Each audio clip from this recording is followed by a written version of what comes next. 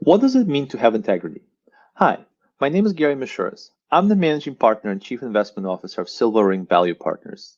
I also teach the Value Investing Seminar at the FW Olin Graduate School of Business. So I think it's a good question, because maybe a lot of times people throw around the word integrity, but what does it mean? What does it mean if you have integrity or you act with integrity versus when you don't?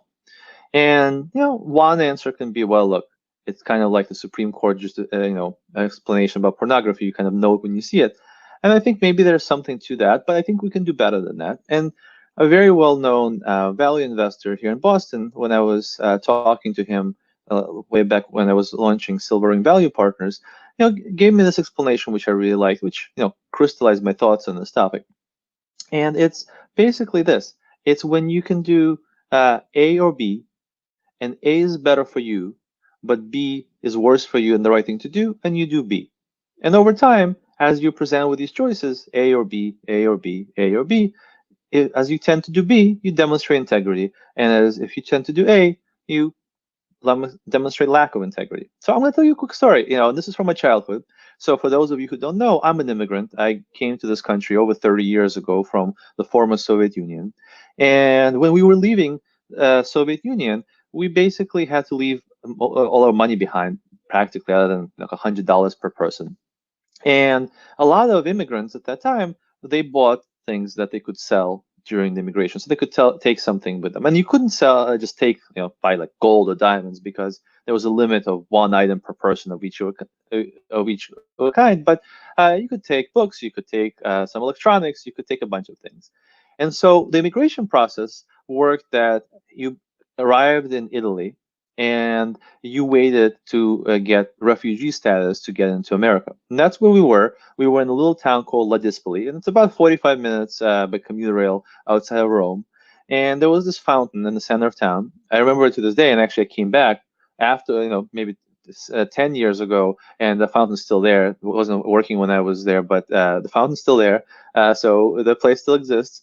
And a lot of the immigrants set up kind of a market, like a loose market, a bazaar, call it whatever you want, to sell these, things that they brought to generate some money. Because, there were aid organizations that were giving us kind of a basic stipend to just get by on, but it was very, very small. Like my mom, I remember, had to go and wait for the sale for the ground beef and buy enough on that sale for the week to make meatballs so that we could eat for the week. It was enough to live on, but it wasn't, it wasn't luxurious type. And so people supplemented by selling things they brought with them.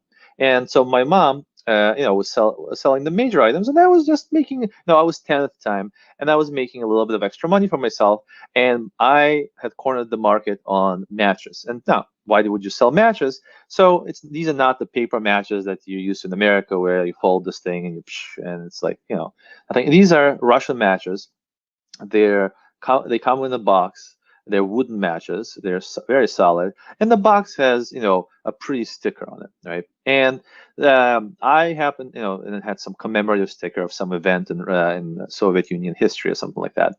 And the each set, it was a long box like this, and it had 5 little boxes, each with basically the size of a matchbox, but it came in a set. And so I was sitting there, and I knew very little Italian, so I knew like 3 words, and even that they were broken. And I would say, "Signori, por favore, mire, una mille, signori," and a mil was 1,000 lire, and a mil was about 70 cents. So I was selling these boxes for 70 cents, but for me, this is really real money. I actually made my first $35 at the age of 10 through this immigration process, and that was my starting capital. As a kid when I came to America at the end of that ordeal. But anyway, so I remember very, very vividly to this day. I remember only 2 days, and this is one of the ones I remember. Is I was standing there. I had pushed out one of the 5 boxes, and I was, to show the Italians who came. I think some of the Italians came because they wanted to just see what's going on. Like, oh, interesting stuff going on. But these hawkers selling things, and other people came to buy things. But I was saying, "Signor, mille mire, per favore," and this woman, middle-aged woman, well dressed, was approaching me. And she had a mil coin in hand, so I could tell I had a customer. So you gotta close the deal. So so as I, so she reached to give me the coin, and she reached for the box, right, for the little box that was sticking out of the set of five, and it was very, and so I hesitated, because what went through my mind at that moment was, wait a second, I am charging a mill for the set of five, but this woman right here is willing to pay me 5x my asking price, and I should just push out the box, say, here, sure, here you go, and go on to sell the other four, and say, hey, do you want the other four? Give me 4 more mil. And I didn't. I just, it wasn't like a long deliberation. It was in the moment, situation is happening. I didn't do that. And I think the reason I didn't do that is I always was taught to have integrity. My word was one of the few things I had. I was poor. And I was always taught to do the right thing. And I shook my head no. I pushed the box back in, and I took her mill coin, and I gave her the whole set of five. And then she understood, nodded, and she kind of walked away, kind of a little surprised, I guess, that I was willing to do that when she was clearly willing to pay me more. But to me, I already said una mil. I said the whole thing is worth, a mil. That's what I'm offering to you.